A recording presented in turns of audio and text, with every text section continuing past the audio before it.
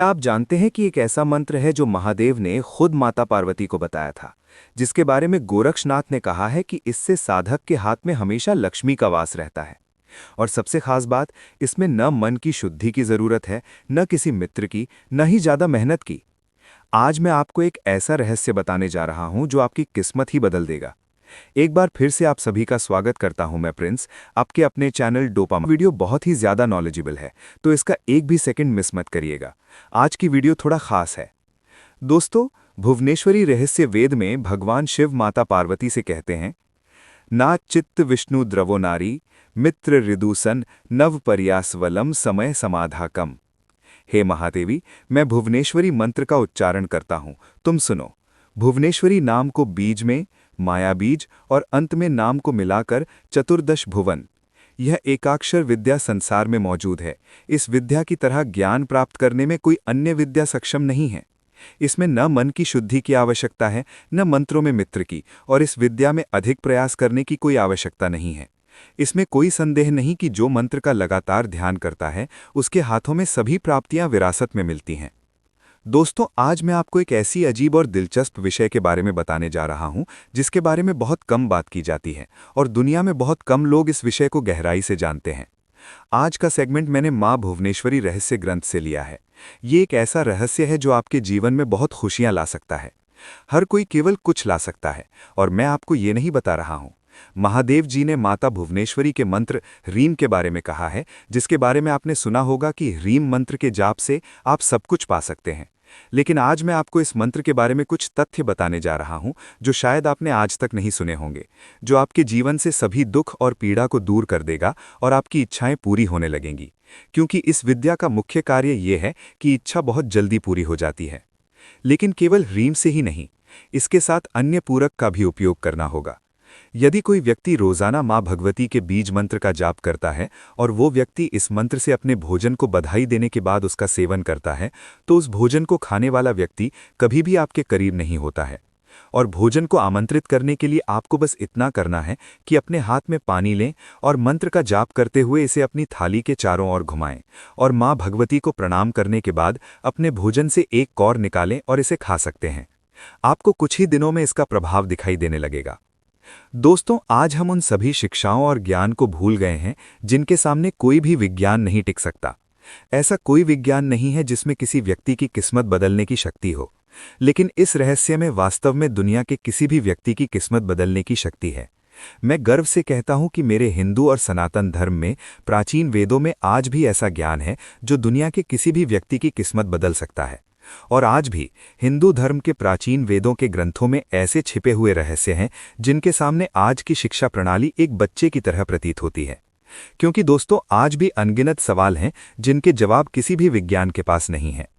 जब मैं इन वेदों और शास्त्रों को पढ़ता हूं, उनमें वे सभी चीजें उल्लिखित हैं जो एक साधारण व्यक्ति को राजा बनाने में सक्षम हैं। प्राचीन वेदों में ऐसा गुप्त ज्ञान छिपा है जो एक मरते हुए व्यक्ति की भी मदद कर सकता है। वास्तव में हमारे प्राचीन वेद और अन्य शास्त्र हमारी जड़ें हैं, और ये जड़ें हमें मजबूत बनाने में मदद कर सकती हैं यदि हम उनसे जुड़े रहें। अब जो मैं आपको आगे बताने जा रहा हूं, वो हजारों साल पुराना शास्त्र है। ऐसी विद्या, क्रिया, तकनीक, साधना, जो भी आप इसे कहें, ये ऐसी साधना है जिसमें कम समय में किसी भी व्यक्ति के जीवन को बदलने की शक्ति है। मेरा उद्देश्य आपको अपनी जड़ों के बारे में जागरूक करना है, ताकि आप अपनी जड़ों से जुड़े रह सकें और आप अपनी जड़ों को मजबूत कर सकें, ताकि आप अपने जीवन को समृद्ध, संपन्न और स्वस्थ बना सकें। मेरा समर्थन करें और ऐसे वीडियो को आगे शेयर करें ताकि ऐसा ज्ञान पूरी दुनिया तक पहुंच सके और लोगों के जीवन में सुधार हो सके। दोस्तों, ये सभी जानकारी वेदों और पुराणों से ली गई है, जिसका मतलब है कि ये कभी भी किसी को नुकसान नहीं पहुंचा सकती। दूसरा, ये जानकारी पूरी तरह से प्रामाणिक है। इस विद्या के बारे में संत महायोगी गोरक्षनाथ ने अपनी पुस्तक कपाल वेदी में कहा है कि इस साधना को पूरा करने के बाद एक व्यक्ति के पास हमेशा लक्ष्मी का अजसर स्याह होता है, जो आपके जीवन में हर खुशी दे सकता है। और मैं ये नहीं कह रहा हूं, महादेव ने ये भुवनेश्वरी रहस्य ग्रंथ में माता पार्वती को बताया है। अब मैं आपको इस रहस्य के बारे में कुछ गुप्त बातें बताने जा रहा हूं, और आगे ये कि इस क्रिया को कैसे करना है हम सीखेंगे। इस रहस्य को जानने के लिए माता पार्वती ने महादेव से कई बार अनुरोध किया था। उसके बाद कहीं महादेव ने ये रहस्य बताया, क्योंकि ये रहस्य बहुत गुप्त है। और माँ भुवनेश्वरी रहस्य पुस्तक में महादेव माता पार्वती से कहते हैं कि ये ज्ञान पूर्ण सुख देने वाला है और जो दुर्भाग्यशाली व्यक्ति इस क्रिया को करता है वो भी भाग्यशाली बन जाता है और जो दुख में है उसे इस दुनिया में खुशी मिलती है। ये एक सौभाग्य की बात है कि इस ज्ञान को याद करने से 8 सिद्धियां प्राप्त होती हैं। गरीब अमीर बन जाता है, यहाँ तक कि एक गूंगा व्यक्ति भी मूर्ख की तरह आवाज करता है। मूर्ख अच्छा ज्ञान प्राप्त करता है। साधक जो भी सिद्धियां चाहता है वो उन्हें प्राप्त कर लेता है।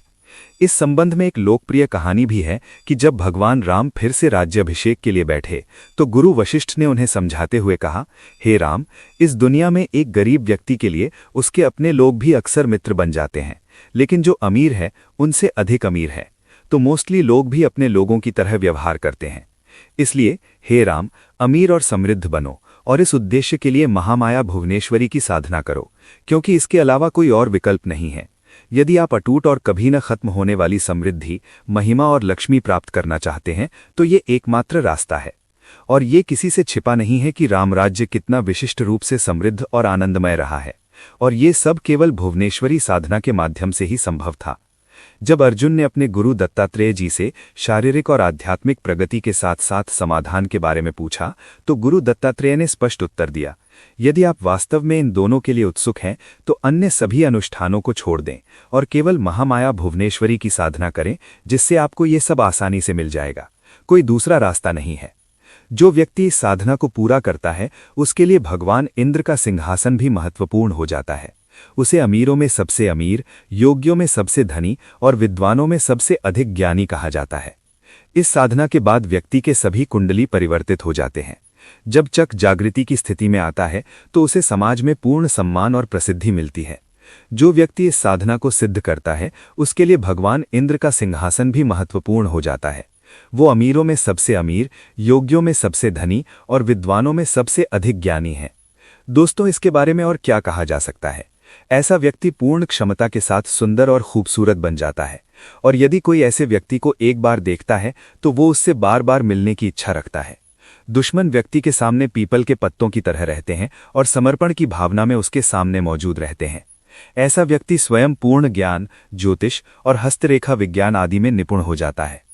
दोस्तों, यदि आप भी मां शक्ति आदि में धन्य हैं, केवल यदि आप इसमें विश्वास करते हैं तो आप अगला वीडियो देख सकते हैं, अन्यथा आप वीडियो को छोड़ सकते हैं, क्योंकि ये वीडियो केवल उन लोगों के लिए है जो अभी भी खुद पर और अपने भगवान पर विश्वास करते हैं, जो अभी भी अपनी जड़ों से जुड़े हुए हैं। इस भुवनेश्वरी विद्या साधना में जो साधक सफलता प्राप्त करता है, चाहे वो कला, विज्ञान, आध्यात्म, चिकित्सा या राजनीति, किसी भी क्षेत्र में प्रवेश करता हो, वो उसमें उच्चतम और उत्कृष्टता प्राप्त करता है। माँ भगवती आंखों के रूप में है। उनकी 3 आंखें हैं, इसलिए उन्हें अपनी आंखों के माध्यम से सभी लोगों को रोशन करने के लिए कहा गया है। Hey everyone. सभी प्रजातियों को पोषित करने के परिणाम स्वरूप उन्हें वरदा कहा गया है, और उनके हाथों की सजावटी कर्ब शासन शक्ति का प्रतीक है। अब हम जानते हैं कि इस चमत्कारी अनुष्ठान को कैसे करना है। ये प्रक्रिया बहुत छोटी है लेकिन प्रभावी है। आपको इसे एक अनुष्ठान की तरह पूरा करना है। मैं आपको आगे सभी नियम बताने जा रहा हूं।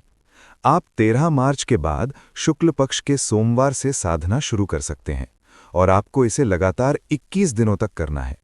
जब आप इसे करते हैं तो आपको कोशिश करनी चाहिए कि आपका चेहरा दक्षिण पूर्व यानी आग्नेय कोण की ओर होना चाहिए, और जब आप ये करते हैं तो इस साधना के बारे में किसी को भी बिल्कुल न बताएं। आपको इसे गुप्त रखकर करना है। यदि आपको किसी को कुछ बताना है तो आप कुछ भी कह सकते हैं, लेकिन इस मंत्र और साधना के बारे में कुछ भी न बताएं, न ही अपनी इच्छा के बारे में। सबसे पहले इस साधना को शुरू करने से पहले आपको एक छोटा संकल्प लेना होगा। मैं आपको एक उदाहरण के साथ समझाऊंगा, जिसमें आपको अपने दाहिने हाथ में एक चम्मच के साथ थोड़ा पानी लेना है और इसमें कुछ चावल डालना है, और आपको फूल रखने हैं। आप तुलसी के पत्ते भी रख सकते हैं, और माता और शिवजी का ध्यान करते हुए आपको ऐसे कहना है, जैसे मैं अमित शर्मा हूँ, गोत्र भारद्वाज, जन्मस्थान देहरादून, मैं इस पते पर रहता हूँ, मैं 6 मार्च 2024 को अपनी इच्छा पूरी करूंगा। 21 दिनों के लिए एक माला। हे महादेव, हे आदिशक्ति माँ, कृपया मुझे मेरी इच्छा पूरी करने का आशीर्वाद दें। मैं इस अनुष्ठान को पूरी भक्ति और भक्ति के साथ पूरा करूंगा। अब मैं आपको वो मंत्र बताने जा रहा हूं जिसे आपको रोजाना उस मंत्र की एक माला का जाप करना है। वो मंत्र है ओम ह्रीम भुवनेश्वरन नमः। आज तक आपने केवल एक शब्द के बारे में सुना होगा, लेकिन मैं नहीं कह सकता कि ये कितना काम करता है। लेकिन मैंने आपको जो मंत्र दिया है वो महादेव ने स्वयं बताया है। इसमें कोई संदेह नहीं है, करने के लिए कुछ भी नहीं बचा है। इस मंत्र में आपकी किसी भी इच्छा को पूरा करने की शक्ति है। आप इस मंत्र की शक्ति के प्रभाव को केवल तभी जानेंगे जब आप इसे करेंगे और आपके जीवन में चमत्कार होने लगेंगे। ये वास्तव में बहुत शक्तिशाली मंत्र है। विश्वास करें कि कोई भी मंत्र इस मंत्र की तरह इतना शक्तिशाली प्रभाव नहीं देने वाला है। आपको इस मंत्र के जाप की प्रक्रिया को बहुत अच्छी तरह से समझना चाहिए। इस मंत्र का जाप करने के लिए आपको मां भगवती की एक तस्वीर और महादेव जी की एक तस्वीर लेनी होगी, या आपको भगवान शिव की एक तस्वीर लेनी होगी। आप परिवार की एक तस्वीर भी ले सकते हैं, और आपको याद रखना होगा कि महादेव के इस मंत्र के बिना ये पूजा कभी नहीं होगी। इसलिए पूजा शुरू करने से पहले आप भगवान गणेश का नाम लेंगे और फिर भोले शंकर महादेव और महादेव के मंत्र की एक माला ओम नमः शिवाय अवश्य करनी चाहिए, और उसके बाद ही आपको मंत्र का जाप शुरू करना है। आपको इस मंत्र का जाप 108 बार कम से कम रोजाना एक माला करनी है, और यदि आप एक से अधिक माला कर सकते हैं तो ये बहुत अच्छा है। आप इसे 3 बार, 5, 11 या 21 मालाएं भी कर सकते हैं, ये आप पर निर्भर है। लेकिन आपको ध्यान रखना होगा कि संकल्प लेते समय एक बार संख्या तय हो जाने के बाद ये हर दिन वही रहेगी। आप इसे बदल नहीं सकते, इसलिए जाप से पहले विचारपूर्वक संख्या तय करनी होगी।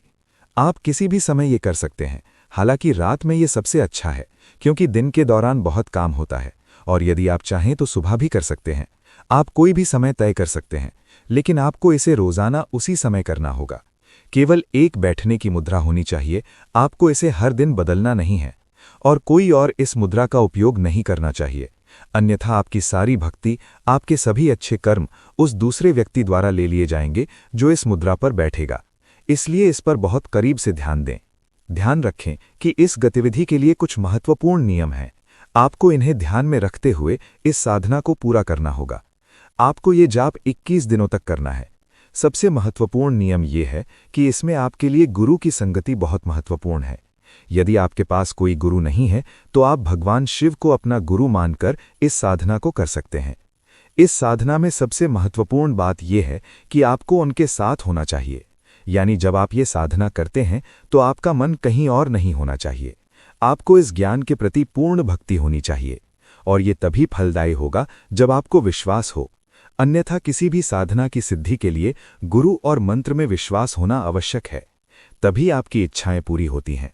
दोस्तों, आपको समझना होगा कि आप आदिशक्ति की पूजा, प्रार्थना और ध्यान करने जा रहे हैं। मां की शक्ति के कारण पूरी दुनिया चल रही है। दोस्तों, मैंने इस मंत्र को आपको एक शैक्षणिक बिंदु से समझाया है, यानी आपको इस साधना की प्रक्रिया को अपनी समझ के साथ करनी चाहिए, क्योंकि इस प्रक्रिया में पवित्रता का बहुत ध्यान रखना होगा। मां भुवनेश्वरी महामाया आदिशक्ति महासर्वव्यापी हैं, उनसे कुछ भी छिपा नहीं है, इसलिए आप पूर्ण भक्ति के साथ कर सकते हैं, लेकिन किसी को बुरा करने के विचार के साथ नहीं।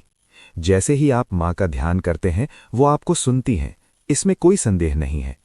तो दोस्तों, उम्मीद है आपको इस वीडियो से कुछ नया जानने को मिला होगा। अगर आपको ये वीडियो अच्छी लगी